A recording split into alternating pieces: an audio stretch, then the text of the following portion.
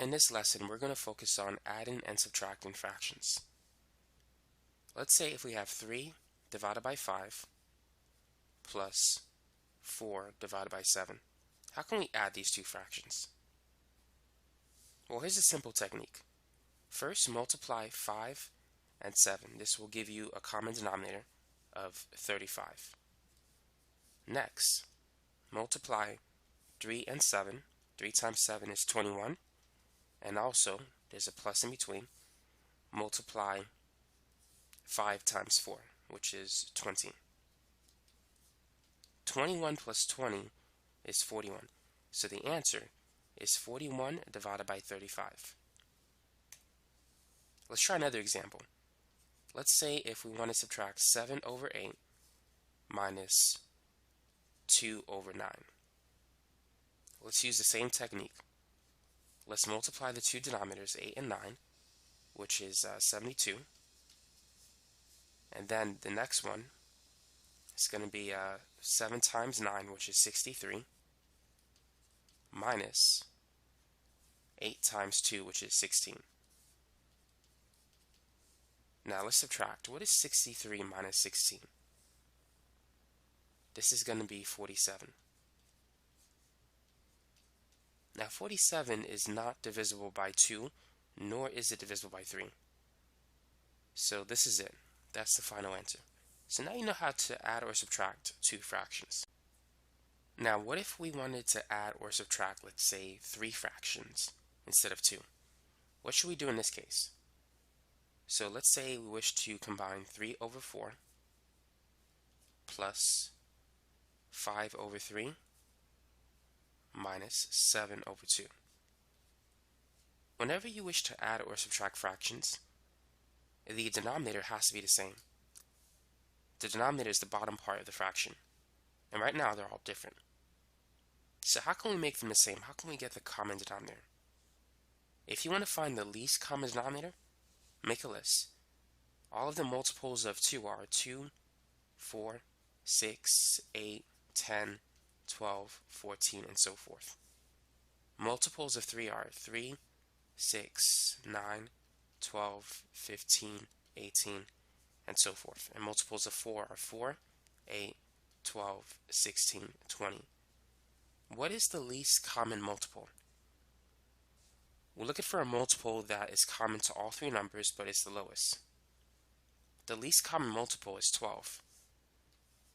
12 is common to 2, 3, and 4, and it's the lowest of such numbers. Now granted, 24 is also a common multiple, and if you use 24, you can get the right answer. You just got to simplify at the end. So if you're ever unsure about how to find the least common denominator, you can find any common denominator. One simple technique is simply to multiply these 3. 4 times 3 times 2 is 24. And you could use 24 and still get the right answer.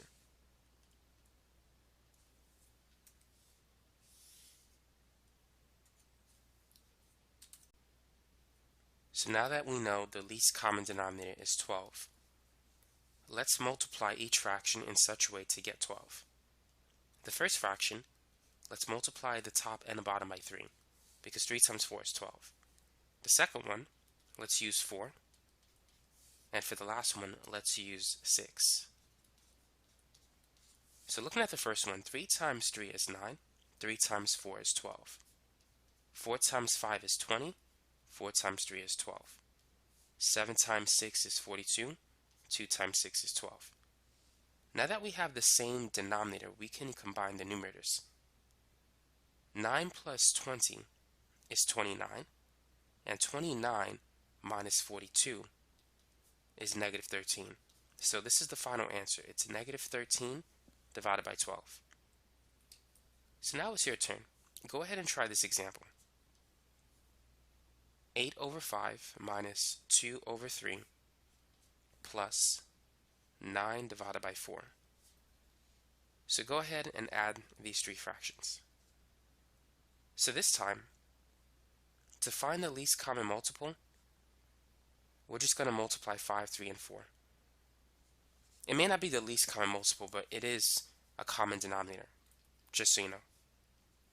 If we multiply 5 times 4 times 3, this will give us 5 times 4 is 20, 20 times 3 is 60. So 60 is going to be the common denominator that we're going to try to get. So we're going to multiply the first fraction by 12, because 12 times 5 is 60, and the second one by 20, because 20 times 3 is 60. By the way, if you want to find out the number, divide it. 60 divided by 5 will give you the 12. 60 divided by 3 will give you the 20. And 60 divided by 4 will give us the number that we need to multiply this fraction by, which is 15. Now 12 times 8, that's 96. 5 times 12, we know it's 60. 2 times 20 is 40. 3 times 20 is 60. And 9 times 15. 15 times 10 is 150. So if you take away 15 from that, you'll get 15 times 9, so that's 135. And 4 times 15 is 60. Now, 96 minus 40, that's positive 56. And 56 plus 135. Let's go ahead and add those two numbers the old-fashioned way. 5 plus 6 is 11, carry over the 1. 1 plus 3 plus 5 is 9, plus 1. So the final answer is 191 divided by 60. In this lesson, we're going to focus on multiplying two fractions. Whenever you need to multiply the numbers across the fractions. 3 times 7 is equal to 21. And 5 times 2 is equal to 10. And so this is it. The answer is 21 over 10. That's all you need to do when multiplying fractions. But sometimes the numbers may not be that small. Let's say if we have large numbers. What should we do in this case? Now we can multiply across.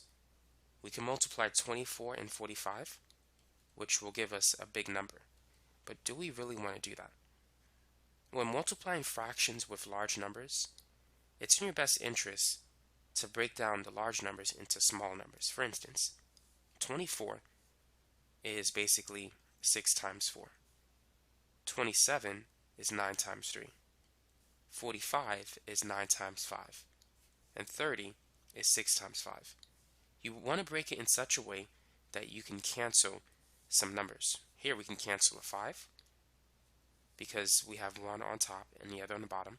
The same is true for the 9. And we can cancel a 6. So therefore, the final answer is 4 over 3. So we were able to get the final answer without multiplying 24 by 45. That step was necessary. Plus, it's going to take some time, and you need a calculator. Doing it this way requires no use of a calculator. Try this one. Multiply 56 divided by 77 by 35 over 40. Now 56 is 8 times 7, 77 is 11 times 7, 35 is 7 times 5, and 40 is 8 times 5. So we can cancel an 8, we can cancel a 7, and we can cancel a 5, leaving the final answer of 7 over 11. So now you know how to multiply two fractions. In this lesson, we're going to focus on dividing two fractions. Let's use 8 over 5 as an example, and let's divide it by 12 over 7.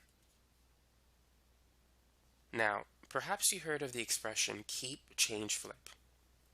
It's useful when dividing fractions. Keep the first fraction the same way, change division to multiplication, and flip the second fraction. And now you can do it. So 8 times 7 is 56, but we can simplify it before we multiply. 8 is basically 4 times 2, and 12 is 4 times 3. So we could cancel a 4. And now we can multiply. 2 times 7 is 14, and 5 times 3 is 15. So the final answer is 14 over 15. Try this one. What's 4 divided by 3 divided by 9 over 5. So using the expression keep, change, flip, let's keep the first fraction the same. Let's change division to multiplication, and let's flip the second fraction.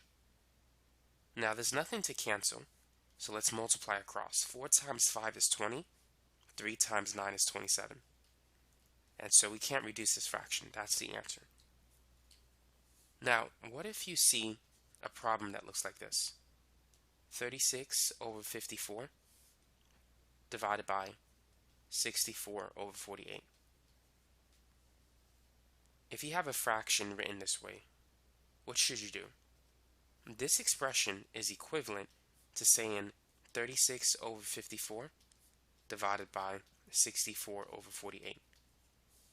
And then we can use the keep, change, flip principle. Let's keep the first fraction the same.